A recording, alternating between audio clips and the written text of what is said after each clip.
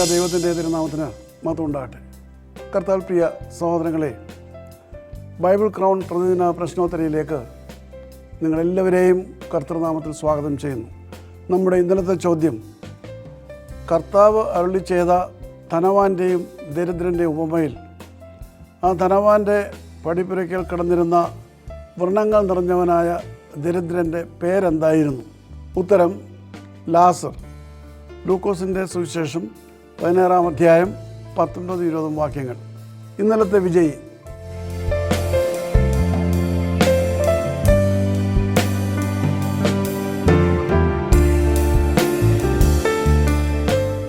ഇന്നത്തെ ചോദ്യം, പെന്തക്കോസ്ത് നാളിൽ ഓരോ അപ്പോസ്തലൻ്റെയും മേൽ പരിശുദ്ധാത്മാവ് ആവസിച്ചതിൻ്റെ ദൃശ്യമായ തെളിവ് എന്തായിരുന്നു?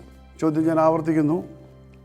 പെന്തക്കോസ്ത് നാളിൽ ഓരോ അപ്പോസ്തലൻ്റെയും മേൽ പരിശുദ്ധാത്മാവ് ആവസിച്ചതിൻ്റെ ദൃശ്യമായ തെളിവ് എന്തായിരുന്നു?